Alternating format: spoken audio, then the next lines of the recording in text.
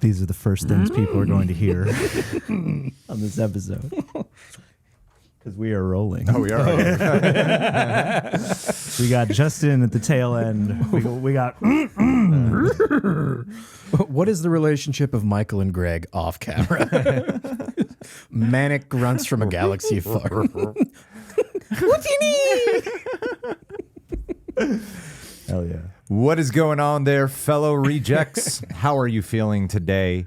Here with Michael Tessler, we are going to do a trailer react-thon. We got 3 trailers. Excellent. I hit you up because I was like, have you seen Invincible? He said yes. Yeah, Robert Kirkman gave me a hug. That's good. That's a true story. It's really good. He's a really good hugger. And then, of course, we got a Star Wars trailer. But the one that people were hitting me up while I was on an airplane today was the He-Man trailer. Excellent. I don't know jack about Masters of the Universe. I've never seen any of it. That's great. So when people say He-Man, I legitimately do not know what He-Man is. Yeah. Do you have any like physical concept of what he is? Yes, I've seen the Dolph Lundgren. Was it Dolph Lundgren? Yeah. Yeah. I saw like an image of him once. Yeah. Do you know Hanna-Barbera and that Yes. whole? Great. All right. So you are familiar with the larger He-Man universe. Yes, this is called Rapport. We have developed Rapport. it. Rapport. Rapport you have.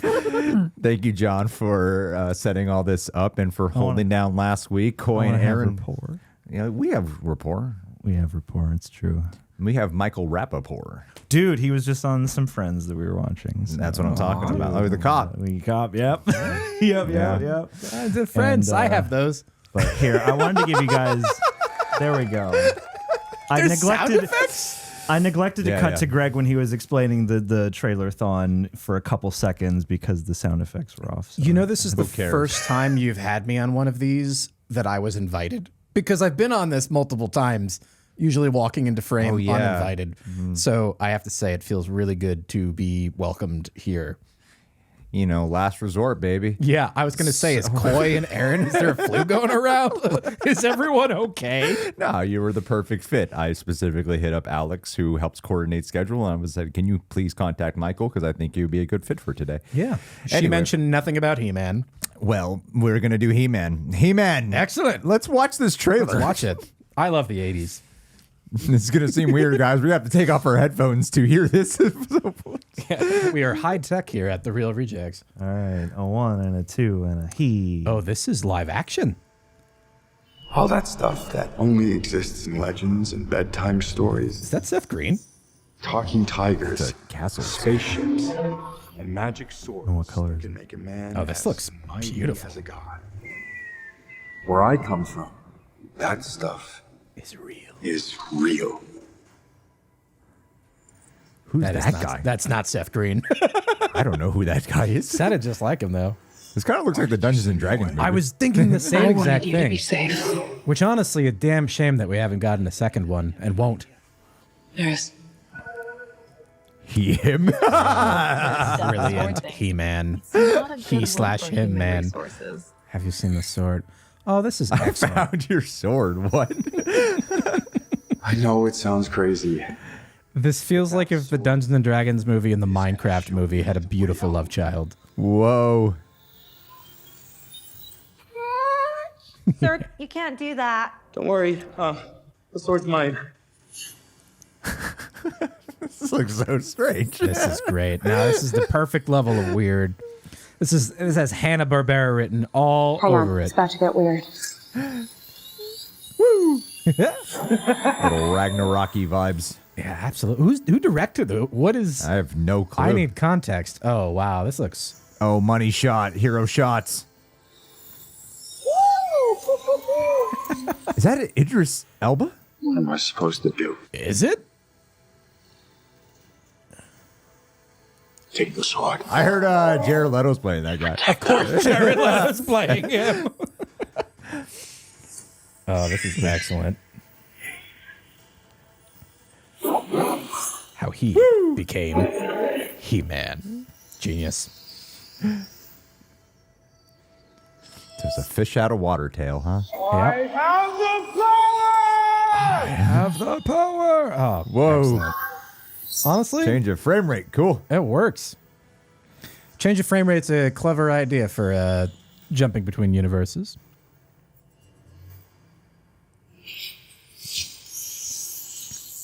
Whoa. Whoa. Hey now. Hey. You're an all-star. You know, I have to say, if you would have told me about 15 minutes ago that I was going to be excited about a Masters of the Universe film in live action in the year of our Lord 2026, I would say that's crazy. Oh, it's Travis Knight. He made Bumblebee. Oh, this all checks out. Yeah, I mean it's got a nice sense of wonder to it. Oh wow, Jared Leto literally is Skeletor. It reminded me. Yeah. I was half thinking you were kidding. Skeletor. No. That's who that's character's name, Skeletor. Was that not Skeletor who I pointed out? That was Skeletor. Yeah. No, you said Jared Leto. You called it. I saw like when I was getting messaged, you know, like you had images popping in the up ether? and they said like, oh, this is Jared Leto or something. Oh, I thought you meant like you were getting a spiritual message from Jared Leto that he's Skeletor. I would accept that brand deal. I don't think there's any amount of money that somebody could pay me to let Jared Leto freely communicate with me in my head mentally. Did you like it? I thought that was a fun trailer. It had like the cool whimsy. It had the cool cosmic fun. Feels very reminiscent of like a 90s fish out of water movie. Well, I mean, I think that's sort of the magic of He-Man is the absurdity of the 1980s, right? Okay. Like, It's 80s. Yeah, okay. 80s, yeah. But for those who have older siblings, if you were born in the 90s and you have older siblings, He-Man was an important part of your growing up. Okay. I can attest to that. He-Man was just above me with my sister.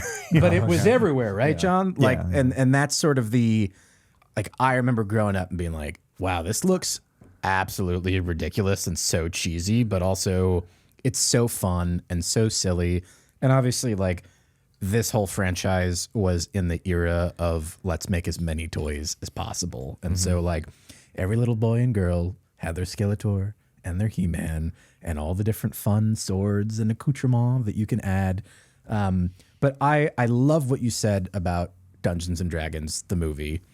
This was giving, the minute that it started, I was like, this is a film that is going to take itself just as seriously as it needs to allow the audience to just enjoy fun and whimsy and nostalgia. But I also just thought it was very clever, even the he-him, I mean, taking the cultural relevance of now and sort of playing around. I mean, imagine trying to pitch a series about, you know, an epic hero named He-Man in the year 2026. Like, it's just sort of a brilliance. And, you know, the Minecraft movie, too, of sort of taking the real world and then taking this sort of beloved piece of IP and exploring it. I don't know. This like looks like a film that would be really fun to hope this is kosher to say, like pop an edible and like eat some popcorn and enjoy the heck out of it. Yeah, it looks like a blast. Yeah. Should we go? I would love to go. It looks like a fun movie. Did you like the trailer, John? Yeah, absolutely. I mean, like, I'm curious as to how there's been something of a resurgence of like swords, sandals, fantasy movie. Like, I saw the Deathstalker remake at Beyond Fest recently, so I like that this tradition is coming back. And in the hands of Travis Knight, I feel like this could sort of reach the sort of heights of both badassness and cheese that you want, and it's kind of up to the here and now to accept or reject that. But yeah, like I'm not like without any trepidation, but like it does look like if they nail it, this would be really fun. So I don't love the idea of Jared Leto Skeletor, but what are you gonna do? I mean, Why? I don't know. You know, why do we gotta keep hanging out with Jared Leto? Jared Leto Anyone could definitely be under there. His voice doesn't even suit the. no, it really doesn't in the slightest. But Jared Leto is like the guy that comes to the party that you just doesn't seem to get the memo that it's time to pack it up and leave. And you just like, he's a great actor. Don't get me wrong. He's in everything. He plays the same frickin' guy over and over and over again. Maybe Skeletor will be, you know, what Bowser was for Jack Black. Think so. The defining role of his lifetime. Yeah, they're really going to utilize his 30 seconds to Mars chops as he improvises a song about He-Man's sword. Yeah, it's a lot of fun. I am so curious, and I'm not going to tell you the truth. What do you think He-Man is? What is this plot? I mean, it's one of those movies. Again, it reminds me of like those 90s movies where they're pulled, like a regular schmo in our world is pulled into some type of fantastical world, and he's a bit of a chosen one type of personality. The thing with the trailer is that it is like reminiscent, and this is probably kind of the problem with a lot of things that are marketed now, is it happened with Supergirl. Like, it looks like this movie, it looks like this movie, but rare is the day we watch a trailer for something and we're like, this looks completely original. And of course, He-Man being a remake, and wasn't there like a Netflix thing they tried doing or something too? They did an animated series, like an is that what it updated was? animated series. That's why I had literally no idea this was going to be live action. That was a pleasant surprise. Yeah. Well, it looks like it'll be funny and cheesy and heartfelt, but then surprisingly badass by the end.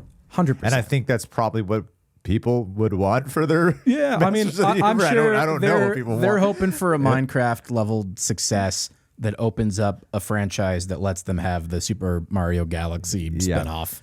And it's a world where, like She-Ra, and I mean, there's so many fun. It very, very much does look Ragnarok and Guardians of the Galaxy vibe, though. And that's one of the things that I'm like, I get it. Cosmic movies all look like Ragnarok and Guardians of the Galaxy. Well, now. that's I think that would be my concern is sort of like, because so many of our nostalgic pop cultural touchstones borrow from this. I'm a little afraid for this to start borrowing way too much from stuff that it inspired to the point where it feels like. Is that what it is? Okay. Yeah. I mean, I would be willing to bet my entire life that if we looked at the pitch deck that they brought to the studio and they looked at the comps, you would have Dungeons and Dragons right next to Guardians of the Galaxy, right next to the Minecraft movie. And you know what? Hopefully in the process they found something original, but I don't know. I mean, I think the 80s IP in general, I think our world desperately needs that sort of silliness. And I mean, I think Transformers, I mean, it's so interesting how they took it from so serious to so absurd to so serious again, and then silly and sort of light, and trying to find that. I'm just glad that they didn't commit fully to like a super dramatic He-Man series. Yeah. Well, I love the absurdity in it. I love the absurdity, and I think Seth MacFarlane's going to have a great time watching this movie. That's where I know. God, that is so absolutely true. No, where I know most of my He-Man references is from Family Guy. Outside of that, I'm like, don't really know He-Man. Funny. But that honestly is the closest exposure I have to understanding who He-Man is. This one trailer. So in a lot of ways, I am this other market of you have to appeal to someone like me who's never seen something like that, and weirdly it's evoking. Is that the plot of Masters of the Universe, that it's a guy pulled from the real world, or is no? That's not it. I don't want to. All right, yeah. Let me just. I honestly am so excited for you to go on this journey into the past. All right. Well, I know people are excited for this movie, so I'm excited for everyone being excited. What did y'all think? Yeah, leave your thoughts down below. Let's watch Invincible now, please, John. Heck yeah, John's a do big it. Invincible fan. I love So this. excited. Robert Kirkman hugged me once. Oh, did he now? Yeah. Did he give you a little pat on the booty? Not booty, but he did pat me on the back The of the head walking and booty? and said I've got a good future ahead of me. I made that last part up, but I think about it a lot. All right, Invincible incoming. Sorry, I think John was talking. 1, a 2, and a 3. Mark, take a night off. We don't get to take a night off. If I'd actually killed Oh, it's Ace gonna be dark. Dark, Suit looks so cool. many Yeah, people sure would does. still be alive. I'll do anything to stop that from happening again. It's not who you are, Mark. But trauma like that Oh, with Killing Conquest? yourselves? breaks people. Things are changing, Mark, and not for the better. I'll figure this out, okay? You need Yeah, to this show feels the heavy. world that even after everything I mean, they didn't exactly leave off in a light Guardians place. are still here, fighting to keep everyone safe. Come on! Got that bit of optimism. Of what might be coming our way. New characters. We love new characters. I'm sorry, Mark. We need your help. How do you feel about war? The Viltrumites will always be a threat to Earth. Oh, I'm so excited for Omni-Man. Wow, he's really aligned. We're allied to break their hold on the galaxy. Together, we have a chance to end this war forever. Let's frickin' I can go. help. How much does this job pay? Holy shit, is that Oliver? He's so grown up. No tricks this time. How do I know you're telling the truth? You'll have to trust me. That's a tall order, man. Wow. He wasn't that bad. There will be Just kill a lot of people. I'm sorry. We must all face judgment for the evils of Oh shit, Debbie! any hope. I'm excited for that That's going to be a tough conversation. This is serious shit. He's trying to bet a whole other kid. This is fruit punch. Would you like some? Oh, magma people keep coming back. Yeah, they're going to play a big role in this season, I This think. is different people. Oh, there's original suit there. That's interesting. Flashback? We stick together. That's how we win this. Oh, new team up. Oh.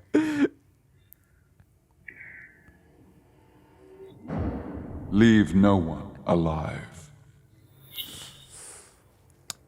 I don't know that character, but apparently he's a big deal. Yeah. The lead pace came out at an event, I think it was a Comic-Con, and Thrag, I believe, is that character's name. Apparently he's Big freaking huge. deal. I've intentionally not read Same. the Invincible comics it's been because so nice to just like wait Yeah. and enjoy the story. I read a lot of like source material now for stuff and a lot of comics like going into things, but Invincible is one of those that I hear is like fairly accurate. And I like being able to experience not knowing what. So that's going to be the only time I watch that trailer because I'd like to forget about most of that. Yeah, I love trailers, but God, I hate trailers so much. There's nothing quite like experiencing it for the first time.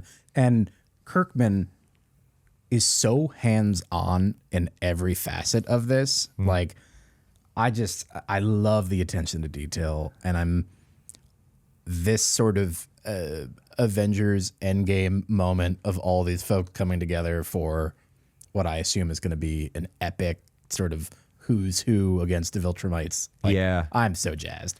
Well, there's so many. This trailer pitched a rather streamlined narrative. And the thing that I recall with, because I have to do a rewatch to, every time a new season's out, I have to rewatch like the whole series to remember what the hell happened. But I'm That part must be great for your free time. Just the constant research required. But part of the fun with it is that there's a lot of different storylines that are happening, and part of that has been one of the complaints too is there might be too much going on, and this trailer did a good job at keeping it relatively focused on just the one thing, the Viltrumite threat. Yeah.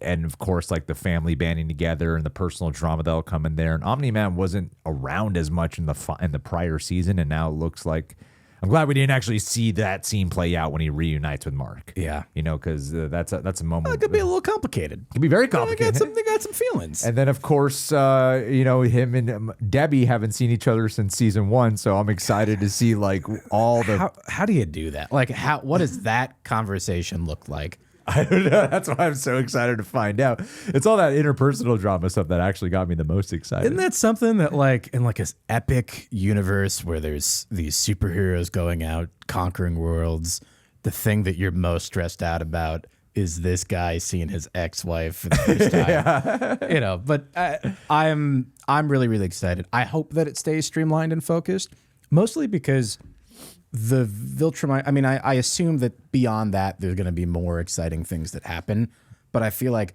they have pulled this thread as long as you can pull it, and the tension is so there, and I hope that this season we get some kind of conclusion on that arc. I have a theory. Okay.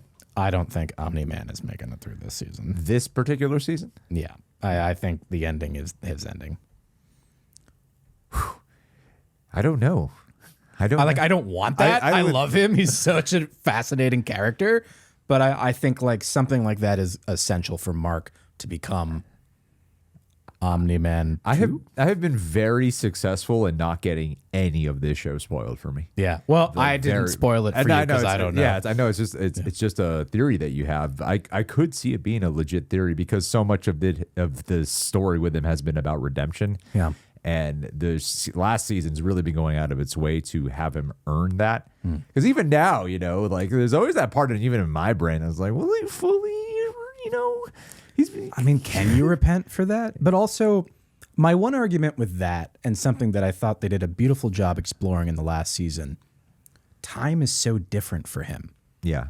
And I think in that, redemption is so different for him. Like the fact that can have multiple families and can live all these different existences, and they're all parts of him. But I think he's able, or I suppose when you're living for that long, at some point you have to be able to move beyond it. I do think the worst part of all of that for Mark would be that, as Omni-Man said last season, the two of them are going to be the only two people that they know who are still there in 1,000 years, and there's something like really brutal about that, where if that death does happen, there's a finality to it that sort of surpasses all of the other relationships. It's how you're going to be alone forever. No pressure. Yeah, it has been doing a good job for a show called Invincible. That's been doing a good job at exploring some of the themes of immortality, actually, because they're not, fully immortal. However, Exhibit A. There's a lot of death on screen right now, but they do live an awfully long time, so there is a sense of immortality that comes along with being them, and then that's such a fascinating concept to me, immortality, because it's. Some people want that, and I'm like, I don't know. No, I'm good, man. I feel like that could be a really sad path. Especially if it's not everybody else in your existence coming along for the ride. Yeah. It's a lot of heartbreak the whole way.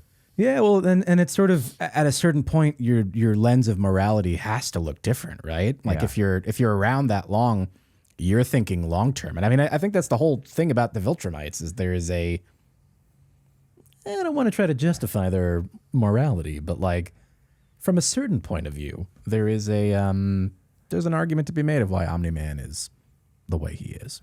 Of course. Yeah. Of course. Well, speaking of the Viltrumites, though, this character Thrag, I believe, is that character's name. The one that they teased. That was my nickname in middle school. It wasn't? No, absolutely not. That character is being super hyped, and I feel like a lot of this show has been a new Viltrumite is being hyped to come in.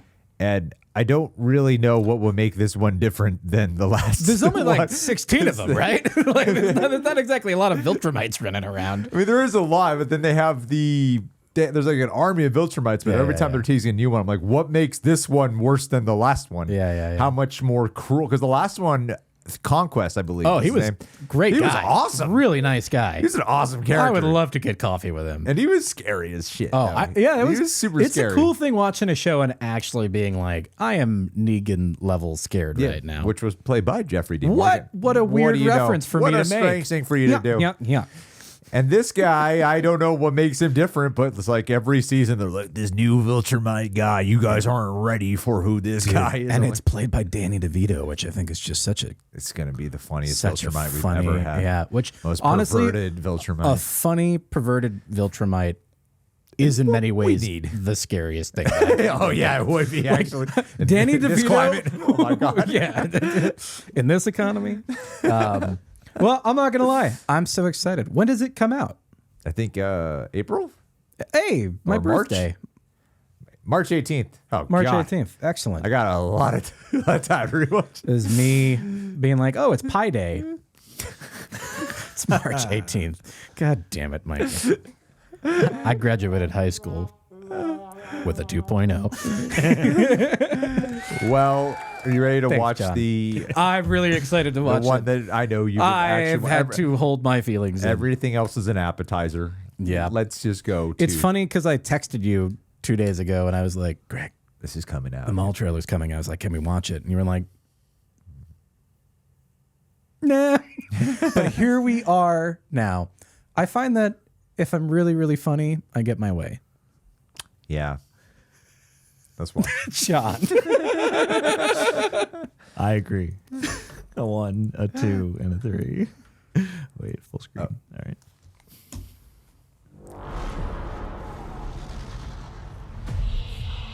Boy, howdy. Times have changed. Wow. Is that Death Watch? I will show you the galaxy for what it truly is. Wow, this looks crisp. The animation is a step up. See Certain things from point a of view. new All right, perspective. Pike Syndicate. Oh, excellent. This is like right at that transition moment. Always running.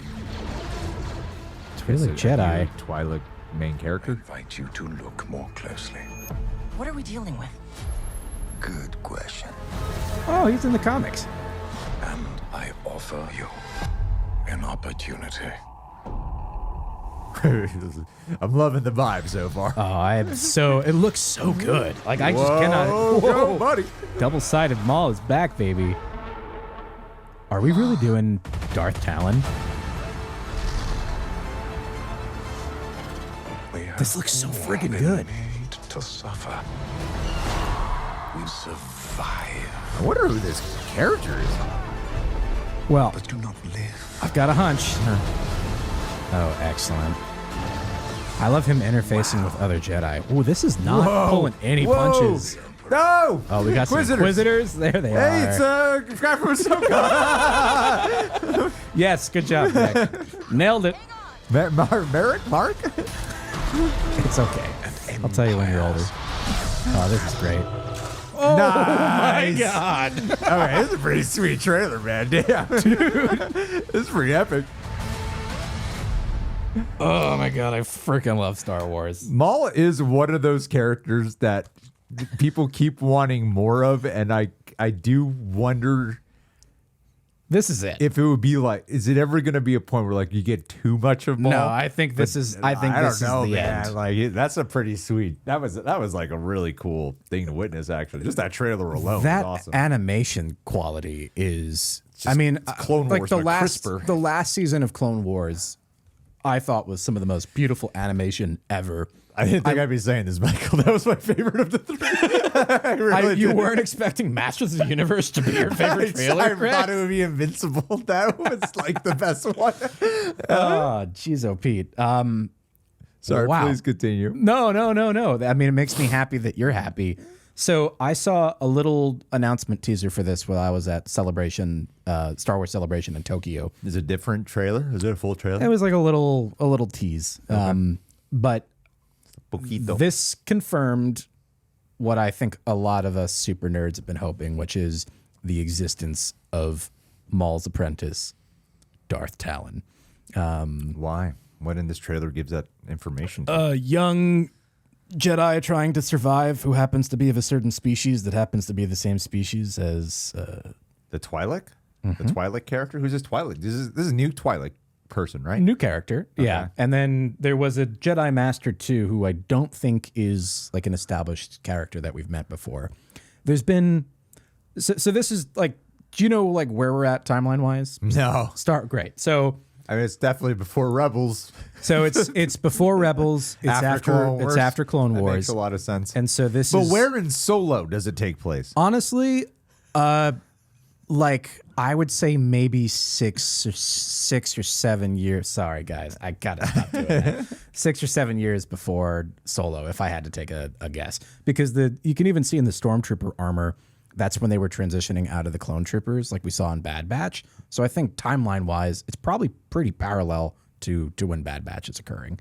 So fairly shortly after, yeah, like that's. Did Maul appear in Bad Batch? I'm trying to remember it. I thought he appeared in one of those episodes, didn't he? Yeah, definitely. With the Pike Syndicate at one point. Was that, am I remembering that incorrectly? Yeah, that's a really good question. I I've also only seen vaguely it remember one him. time. Yeah, so I I mean, so at this point, Maul had to leave Mandalore. He still has a lot of loyal followers from Death Watch, his group of Mandalorians with the badass horned armor. And he is on this really cool neon planet, which is we've only seen it in the comics, so it's kind of cool to see it in animated form. You're positive this is a planet we've seen before? In the comics, but not in any Star Wars. Because in all fairness, Neon Planet's not new for I promise you this isn't space Coruscant travel movies. because what we know about Maul at this point is that he is trying to build his crime syndicate, and so he goes to a planet that is not exactly under Imperial control. Got it. And is sort of a great place to raise a lawless army of evil people. Sweet, I love it. Yeah, but it was cool. We saw the Pikes, and then the in Rebels, you've seen Rebels, yeah? Yeah. Obviously, he's looking for an apprentice. I don't think this is the first time that he's looked for and had an apprentice, and I think that's where we're going. A surviving Jedi who is looking for help turned to apprentice to the Sith Lord. You Darth think he Maul. would turn this Twi'lek? I don't think this Twi'lek would turn to the dark side. A lot of the visuals seem to imply that they stay on the light side because she's constantly being framed in blue, even though Darth Maul casts a red shadow over her. I mean, but damn, the action looks really the good. action John's looks playing so this good in slow motion for us right now. Yeah, This no, action it looks so good. It's interesting that the Inquisitors that they have, though, is one from Tales from the Jedi. Yeah. The sixth one. Sixth further. I'm not gonna lie. I know a lot about Star Wars. If somebody told me that my life was on the line and I had to name which brother and which sister each Inquisitor was, that would be the end of me. But the both Inquisitors are ones that had a seen them from showdown with Tales. Ahsoka. We've seen them in Tales of the Jedi, and I think we also saw one of them. Well, the other one was in Ahsoka. Yeah. With the Dathomir sisters had brought back reanimated. Oh, so maybe this is before. It is before. So we get to actually know. We get to finally get to know these guys. payoff and know who this person is. I mean, I'm sure knowing how they've handled the Inquisitors that we won't learn anything else about those particular characters. But it is really interesting to see this is so shortly after the fall of the Jedi. That's just so funny how people thought that might have been Maul in Ahsoka. It's so funny. I didn't watch this. Sorry, I just remember that. Oh, God. Man, I'm really hedging my bets. Maybe it's just the fangirl in me. I think we're going to see Darth Talon, like an excellent character from Legends. I also love the idea of like a Jedi Padawan who loses their master, finds somebody that can keep them alive and is force wielding and has also been done dirty by the Empire. Like I think Maul is also less, this is a crazy thing to say out loud. I don't think he is as evil as, he's a complicated character that's been through some things. And I imagine a Padawan character who is sort of a bridge to the light would be a really wonderful counterbalance to him trying to navigate his identity and his morality in this strange new chapter where he doesn't have the Emperor's shadow over him. But maybe that's just a dream, Greg. I like your analysis. That was a good trailer. That was my favorite That one. was beautiful, though. It was a beautiful one. John, what'd you think? That was a beautiful trailer. It got me enticed and, pretty savage, too. And some of those lightsaber battles and stuff like that. Do you feel savage oppressed? I do. Always, Excellent. at all times. Sorry, everyone. I mean, this looks badass. I mean, and two, as somebody who enjoys an animated thing, but kind of sometimes wishes that these Star Wars animated things were a little richer in visual detail, that's also kind of an enticing thing. Pour moi. This looks really epic. And the tone, the scale, it looks, like a kind of nice crossroads between something that, like the kids could still get into, but that still has a bit more of that heft that, Star Wars adults want.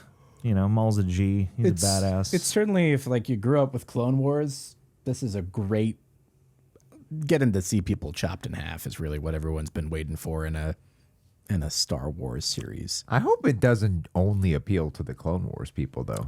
It's Darth Maul. I hope not. I mean, I hope it doesn't fall into the trap that I feel like a lot of the Filoni-verse has, and I hate saying anything negative about my Lord and Savior Dave Filoni, but I not used to sound effects while we do this. But Jesus Christ, what the hell was I saying? No, you said that you slandered Dave Filoni. Yeah, and by then accident. He came down from heaven and smited you. yeah, he sure did with sound effects. With his hat. Which congratulations, Dave Filoni, on being officially the new Kathleen Kennedy for Star Wars, which was a big bit of Star Wars news that came out.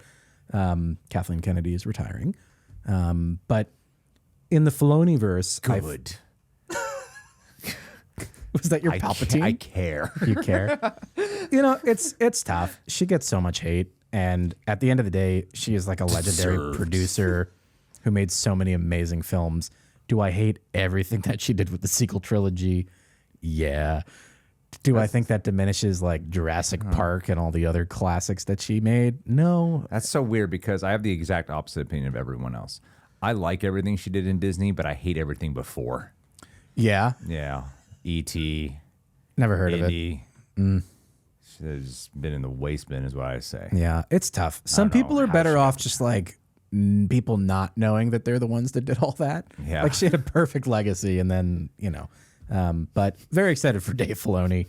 What I was saying is that in the Filoni-verse, I think very often what happens is that there is so much exposition and background that is required as a point of entry.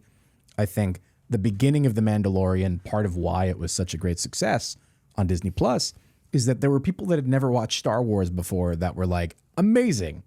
And by the time that season 3 came around and we were like, the Mandalorians have these different factions and Bo-Katan is a what? And I think that's where they lost so many people. And that's the only thing I worry about this is that like... I think it was season 2 actually when we started to lose people. And Mandalorian? Yeah. That's when they introduced Bo-Katan. Was it season 2? And Ahsoka. When was Jack Black and Lizzo? As I remember, I hadn't seen. That was season 3. Yeah, season 3. Season 3, there was like 3 episodes where it was like, all right, so let me get this right. It's Lizzo, Jack Black, and then right afterwards, you're like, well, all right, 1 cameo per season. That's fine. Yeah. Next episode, Christopher Lloyd. Like, what is happening right now? I think that was the same episode. It's not the same. It's impossible. Yeah, it was the same episode. That's impossible. I remember I edited the Mandalorian videos. But the...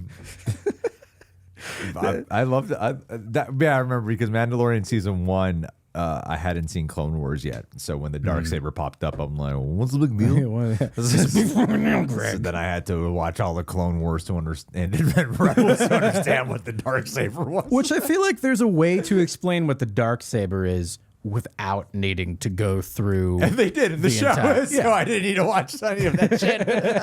You just had to wait till the next season, Greg. But it did pay off, and I was like, I know Bo-Katan now. Yeah, I think so. Rebels, Maul's ending. Yeah, perhaps. Yeah, he dies in a pile of heroin next to Obi-Wan, and Obi-Wan's like, "You may pass on, Maul." You're no longer a narco-terrorist, Maul. He's like, I have no legs, man. That's my favorite line in Star Wars when Obi-Wan is reunited with Darth Maul and he says, Darth Maul, you got your legs back. Magic legs. You got your magic legs back. Lieutenant Maul. Lieutenant Maul, you could have all different types of legs. You can have boiled legs and you can have fried legs. Deep fried legs, shoestring legs, legs scampi, legs au gratin, I'm crying. leg chutney, leg jam, leg shake. That was so funny. Yeah, I got some. Obi-Wan kills him in like 1 strike. Spoiler, Craig. Spoiler. It's an awesome scene. I remember that scene. Yeah. I remember. I do.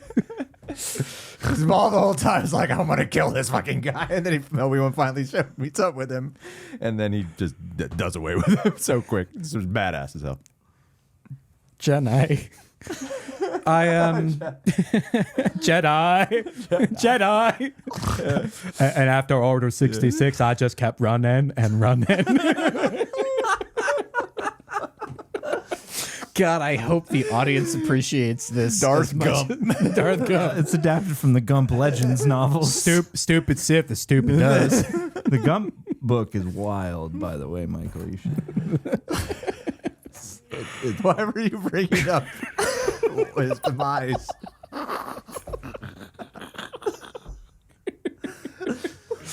Well, that's our show, guys. Why are you bringing it up? It's brought to you by Bubba Maul legs. Bubba Maul legs. Jedi.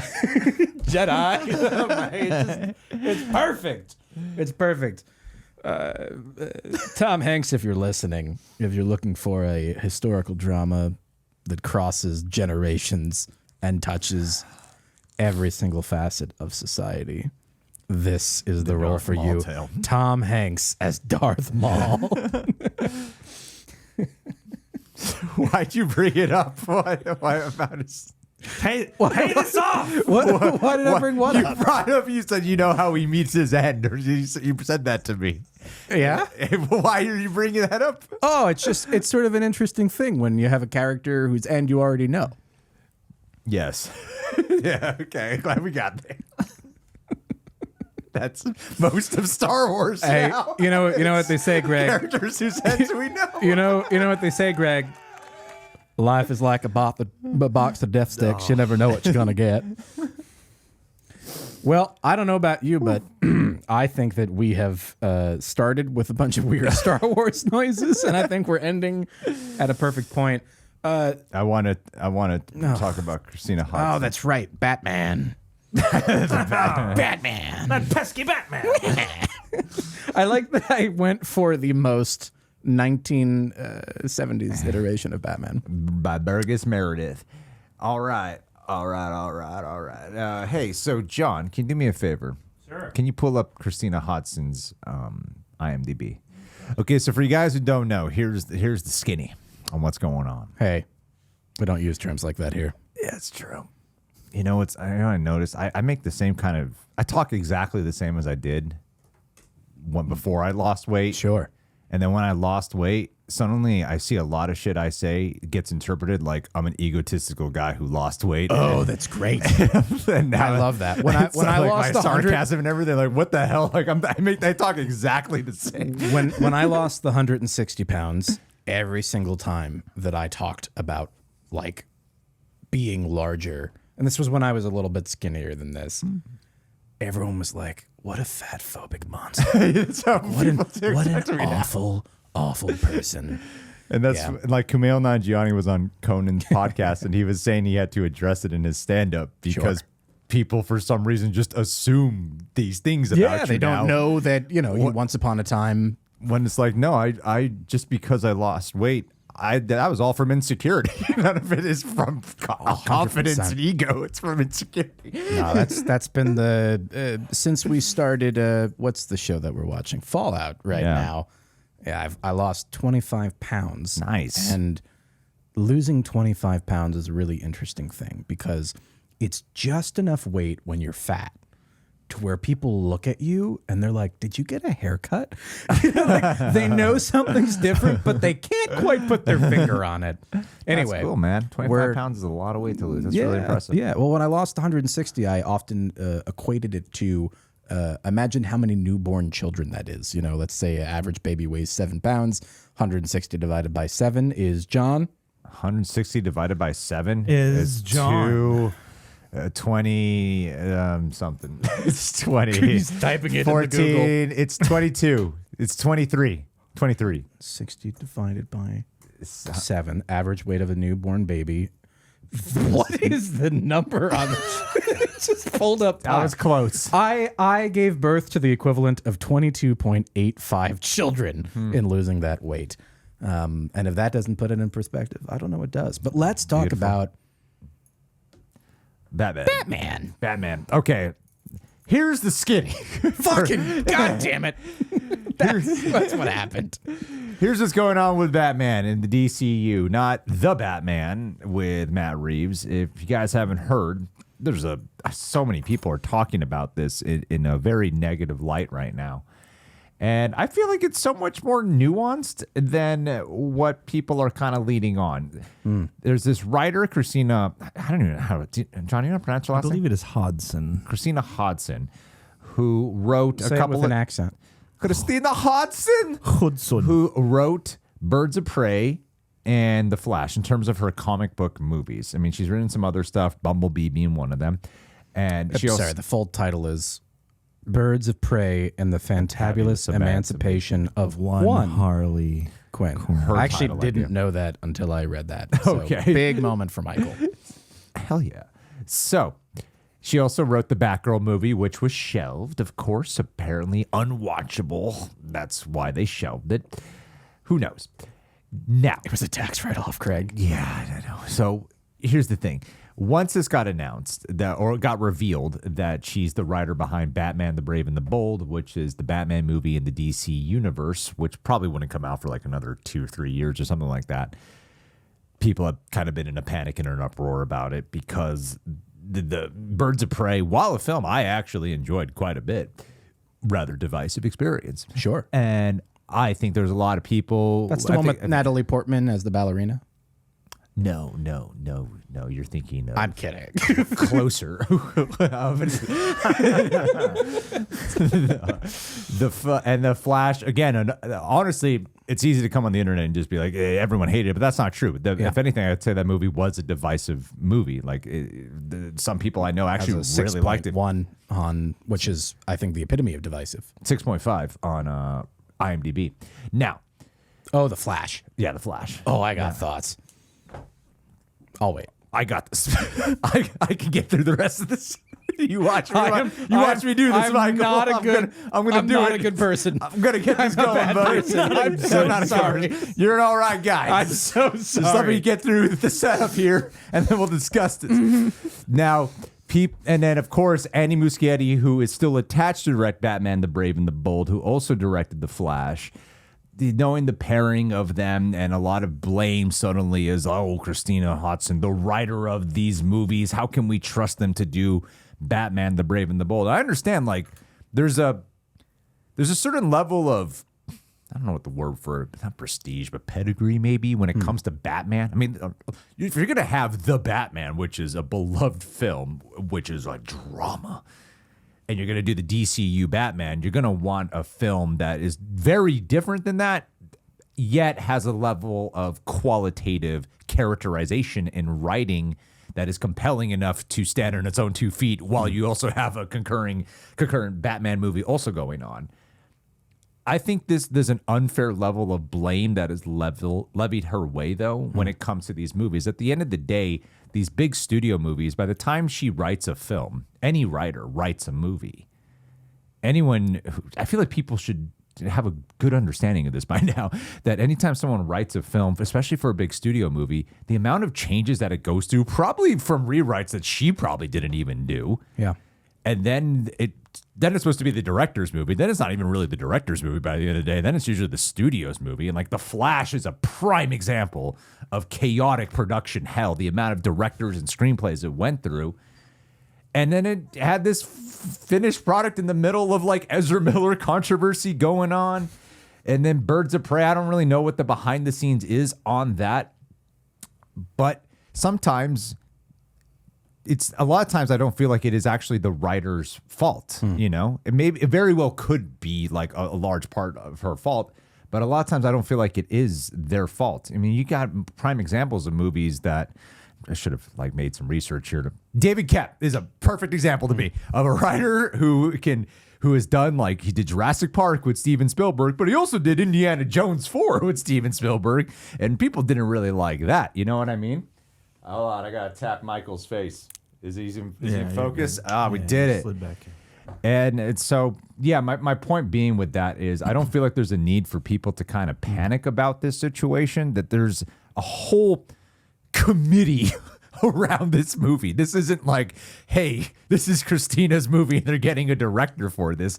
There is an entire thing where every person assigned is a very specific puzzle piece for their specific skill set and what they can provide to try to fit this ultimate picture that also fits into this universe.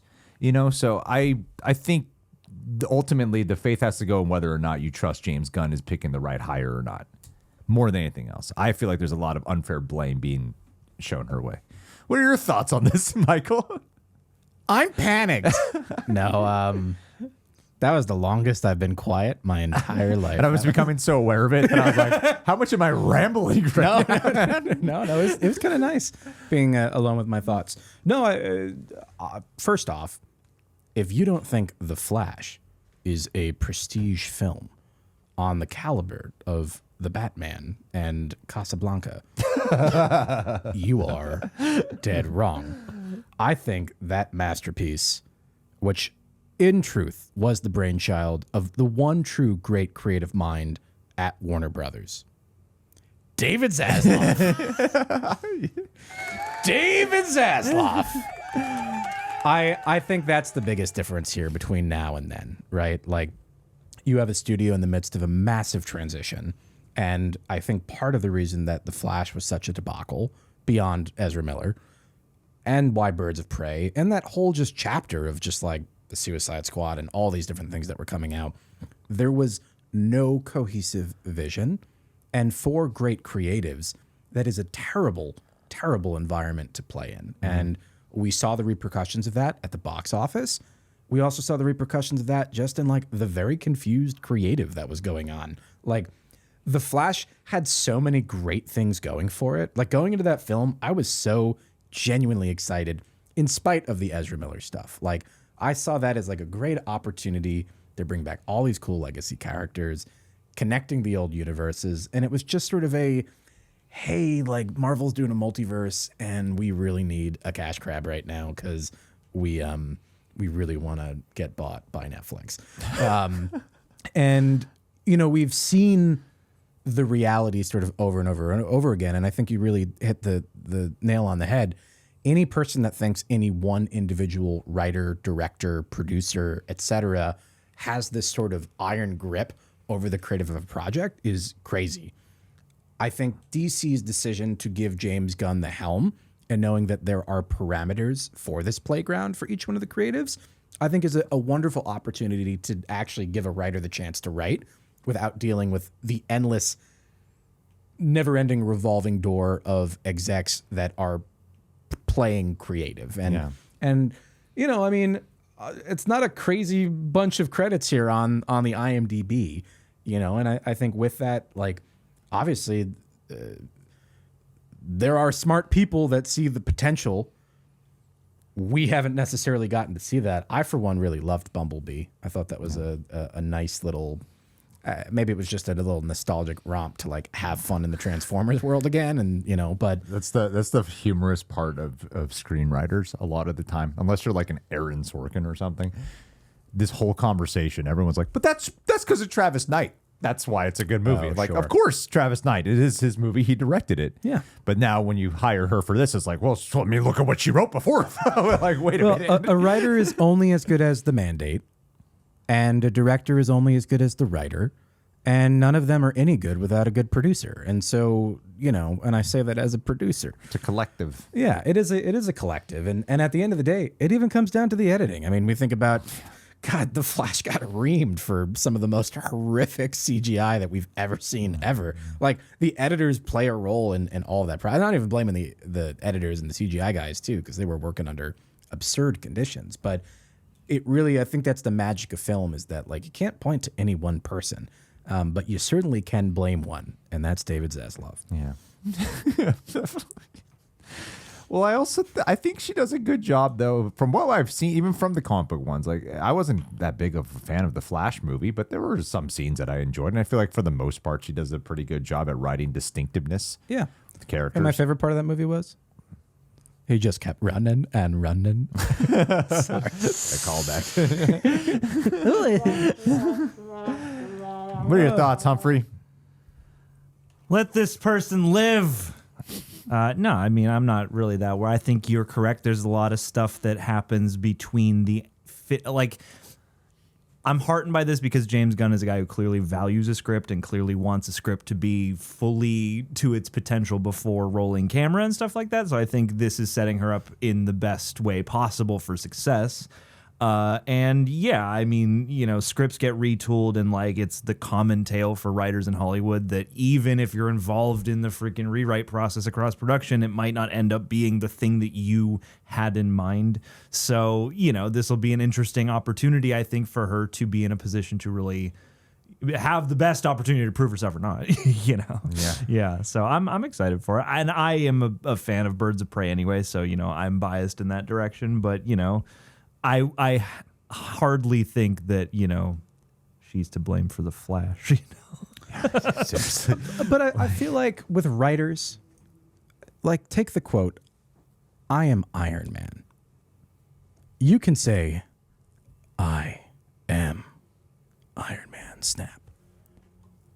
I'm Iron Man. You know, that's what I'm saying. It doesn't matter like there's so much more that goes into, right? Like, I'm Iron Man.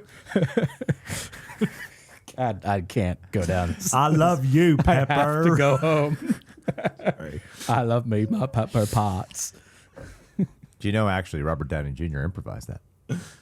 And that the entire and that stemmed the whole thing. Is that crazy? Yeah, that he was in Forrest Gump. No, it is. I am Iron Man. Like both times. He never heard the song. He just the ending of the movie. Like he improvised that line and they went with it. I think there's another scene that got cut from the film, and there's this guy, and he walked in. He's like, "Who are you? What's your name?" And then Robert Downey Jr. goes, "I am Iron Man." Snap. And then the feather goes down. Oh, boy. Well, this was really fun. I definitely am not getting invited back, but it was a pleasure to get to do this one time. I learned a lot. We saw the universe of He-Man. We visited the wonderful, wonderful realm of Invincible. And we got to return to a galaxy far, far away. And we got to talk about a woman trying to write superhero films dealing with critics that don't like that. Yeah. And there's definitely no correlation between those two things. Well, thank you, Michael. Thank you, John. Woo! Thanks, guys. I'm Michael. Appreciate I'm you. Greg. That's John. And Coy is not here. Coy is out. He is on today. leave. He's on leave. He left. He got shot in the buttocks. Oh, no. You know, everything can be seen through the lens of Forrest Gump is what I think we've learned today. Yeah. Who wrote that movie? They should write The Brave and the Bold. I believe that was James Cameron. Dude. Well, Yeah. Yeah, well, give him Aquaman. See you guys.